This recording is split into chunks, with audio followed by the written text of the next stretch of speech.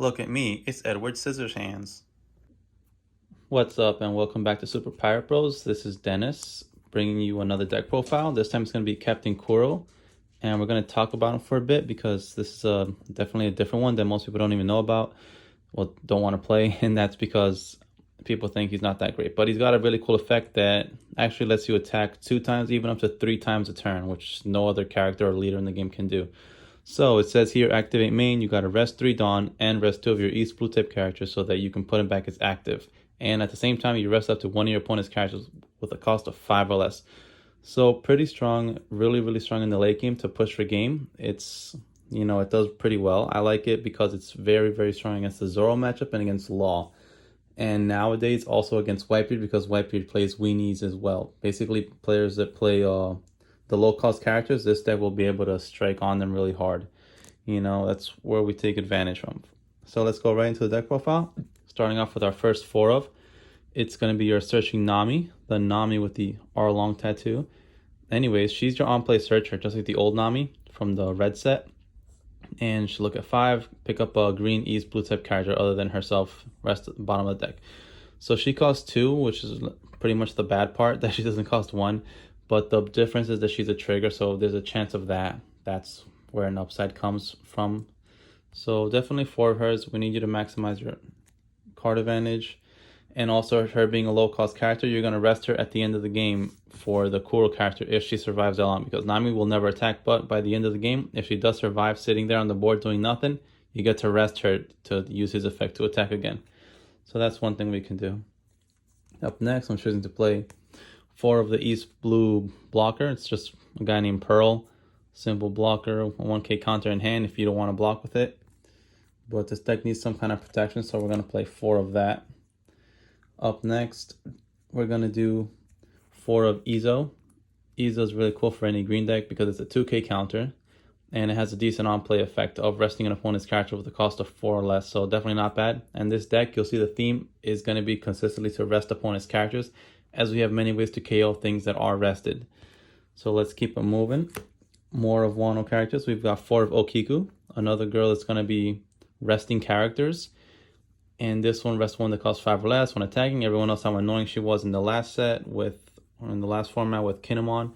But she's strong here too because you're going to need to control tempo. This deck really loses to decks that can outspeed you and outpace you. So she does a good job at slowing down the game, to wipe their board and definitely help you clear it.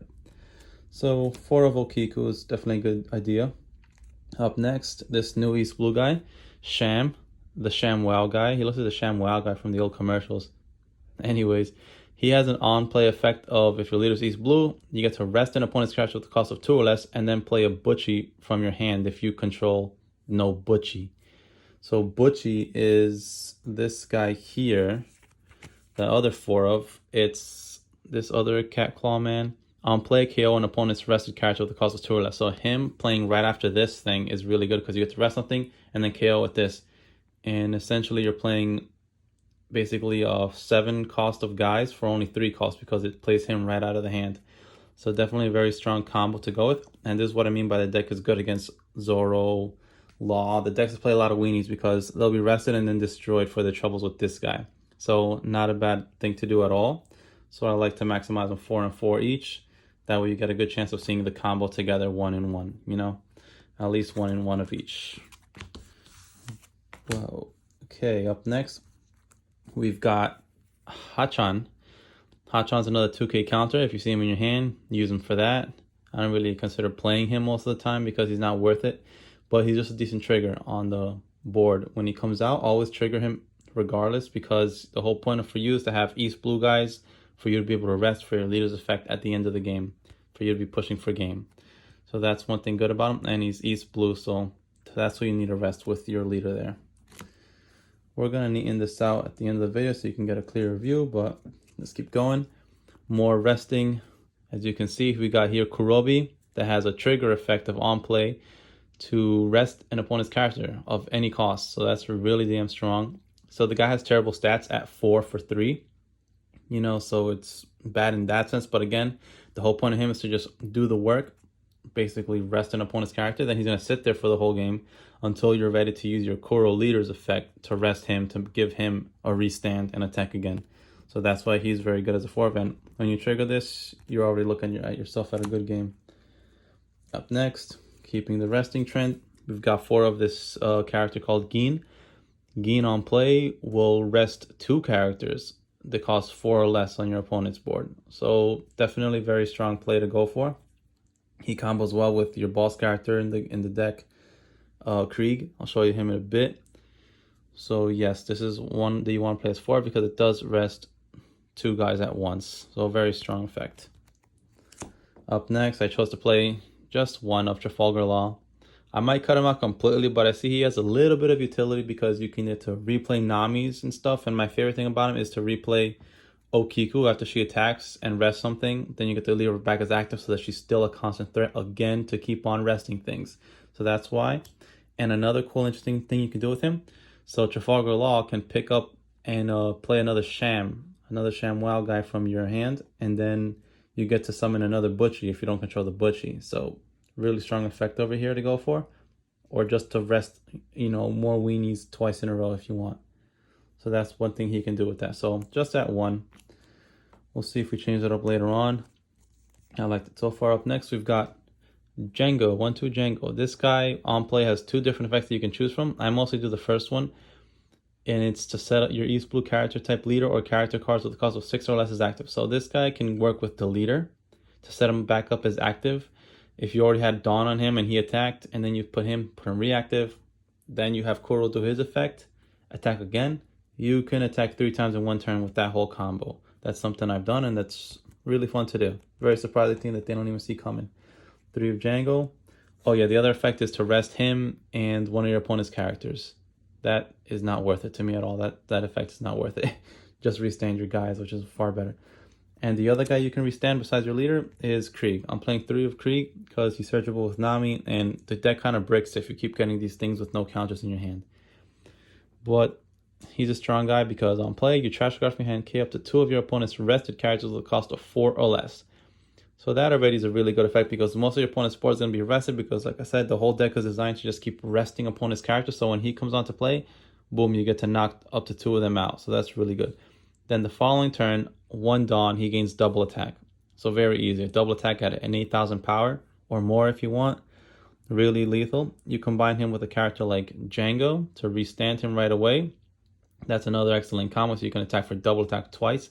If they block the first one, they'll most likely get hit by the second. And besides Django, this guy also combos off with this. If you're going to throw the 10 Dawn right away, you can put these 2 together. Gin, rest 2 guys. Dawn, Krieg, kill them both. But yeah, Krieg is the combo with him. If you do him first and then Django to restand him the following turn. That's how you play that combo because you see it's 6 and 5. So I'm putting 3. Already I might tell you, you might want to play 4 of Krieg or 4 of Django in place of one of the Trafalgar Laws. I think that's another good idea. Up next, I'm trying to play 1 of Paradise Waterfall. I'm just using this card to basically keep some of my characters alive and to keep them restanded.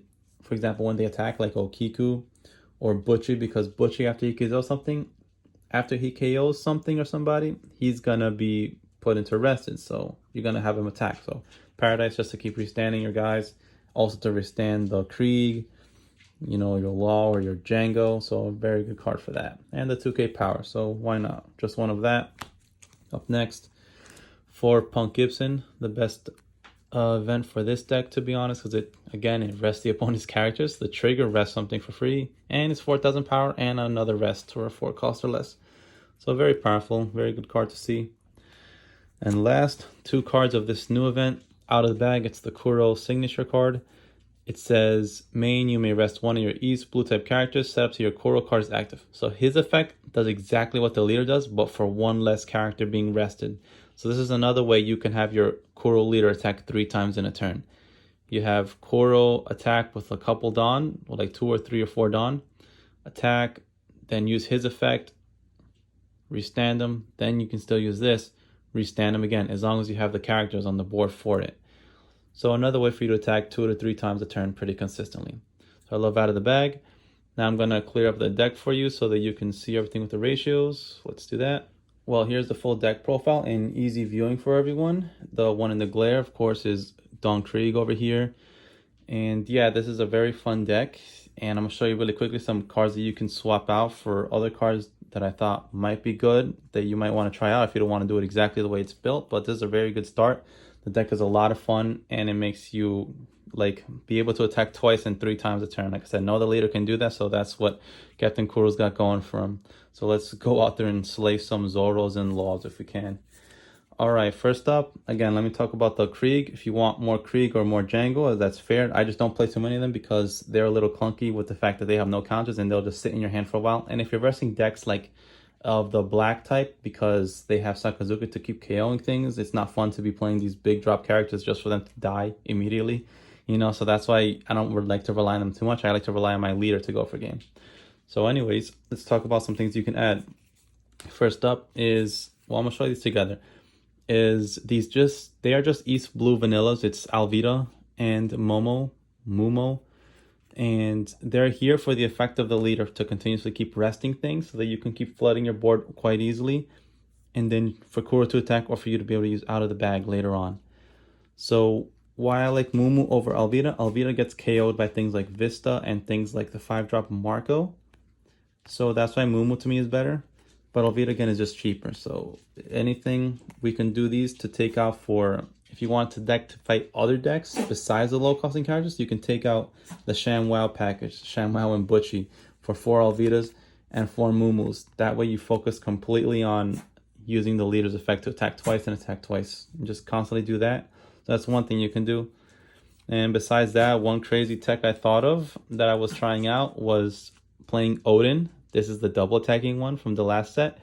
And I just thought it would be a really good idea to have your leader and this character here to be able to attack twice. So that's pretty wild.